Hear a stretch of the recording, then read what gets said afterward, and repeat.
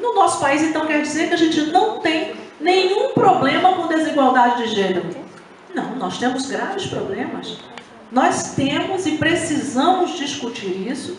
É uma cultura que pune a mulher com violência sempre que a mulher não corresponde a algumas ideias sobre o que é ser mulher, né? Então, esse é um dos países que mais maltrata, ataca e mata mulheres no mundo.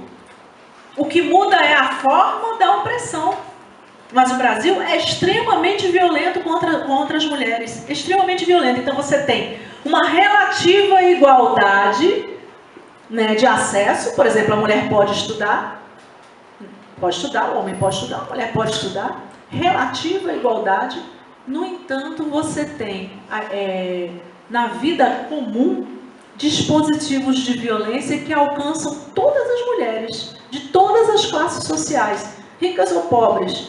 É claro que você precisa trabalhar com a ideia de que se a pessoa vive uma situação de pobreza, aquela violência vai se abater sobre ela com mais força. Ela tem menos chances de se defender dela, ela tem, via de regra, menos cuidados com a situação dela, ela tem menos atenção das autoridades, muitas vezes o preconceito invade, mas também você vê, é uma pessoa que não tem muita coisa na vida, ela não quer nada, isso é a história que ela está contando, nós não sabemos se é bem assim, né? Então, por exemplo, você tem a violência contra a mulher, que é uma violência que é potencializada com outras características. Por exemplo, a característica do racismo. As mulheres negras e as mulheres indígenas são muito mais atingidas pela violência do que as mulheres brancas. E às vezes da mesma classe social. Você está na mesma classe social, né? Aí disse, não, mas é porque não tem somente a ver com a pobreza? Não. Tem a ver também aí vem outro preconceito, vem outra forma de violência, com atingir aquela pessoa, por exemplo, uma mulher, né, com mais violência, se ela é negra, se ela é indígena, se ela é mais pobre, né? É mais possível dela ser atingida, é mais difícil protegê-la da violência, é possível que ela fique mais tempo sendo atingida. Nós também temos graves desafios a enfrentar no campo da diversidade sexual, que seria o direito de cada um exercer sua sexualidade como quiser, sem prejudicar o outro, né? Sem fazer nenhuma violência ao outro. E, infelizmente, o Brasil está entre os países mais homofóbicos do mundo. Significa que a população GLBT, gay, lésbica, bissexual e transexual são quase que objetos, entre aspas, naturais de violência. São números gravíssimos no cenário mundial. O Brasil, que já tem numerosas violências contra as mulheres, também tem numerosas violências contra a população GLBT. Parece que no Brasil é mais tranquilo só ser homem. E isso é uma coisa que a gente deveria pensar, digamos, homem heterossexual, homem que gosta de mulheres. Também não. Porque o Brasil também é um dos países que mais mata crianças, adolescentes e jovens, né? Ou seja, 0 a 24 anos de idade, segundo alguns, 0 a 29 anos de idade, segundo outras leituras, principalmente negros, não brancos, negros e pobres, né?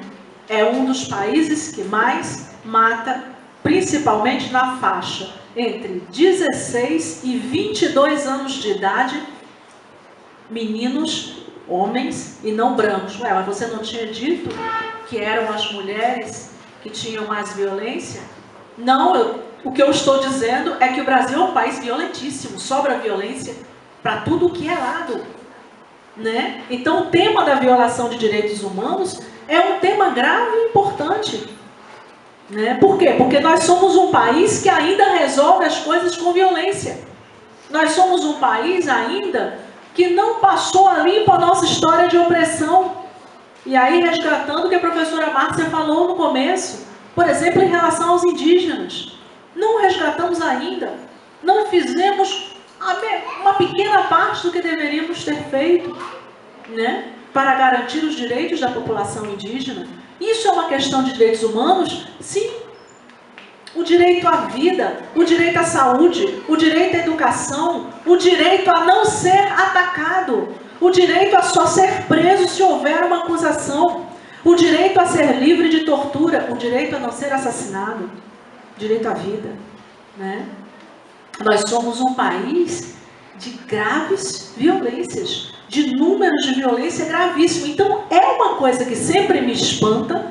Em um dos países, né, se não me engano, o 4º ou 5º país de maior número de homicídios do mundo, como ainda há pessoas que querem oficializar a pena de morte. Mais morte? Mais do que nós estamos? Mais do que nós temos? Qual é a lógica? A quem interessa essa proposta? De colocar mais mortes num cenário de grande violência como esse que nós vivemos, né? O que nos acontece que nós não conseguimos nos acalmar, não conseguimos nos conciliar, não conseguimos tratar o outro senão com violência em tantas e tantas e tantas ocasiões? O que nos acontece? Porque não é uma questão. Você pode dizer assim, mas eu não desejo mal a ninguém, professora. Isso não é comigo, eu não. Por que você está falando nós? Porque, ainda que a gente não faça, essa é uma questão para nós. Essa é uma questão para nós, professores. Nós vivemos nesse terreno. Essa é uma questão para nós, cidadãos. Toda vez que você vota ou apoia um candidato da pena de morte, você está dizendo que é esse o caminho que você quer seguir. Isso tem a ver com todos nós. Isso tem a ver com como é que nós enxergamos a vida em comunidade, a vida em sociedade. Como é que nós enxergamos os divergentes, os diferentes de nós? Como é que nós enxergamos as opiniões contrárias? Isso fala muito sobre nós. Não existe isso. Só alguns de nós são violentos. Se nós vivemos um cenário de violência, todos nós somos atingidos por ela, né? E não precisa ser, mas eu nunca fui assaltado. Não. Meu marido nunca me bateu. Eu tenho certeza que eu jamais mataria alguém. Só quando você acorda, pega um jornal e lê, e tem esse tipo de notícia, você já foi afetado por isso. Alguma coisa se produziu quando você encontrou essa notícia.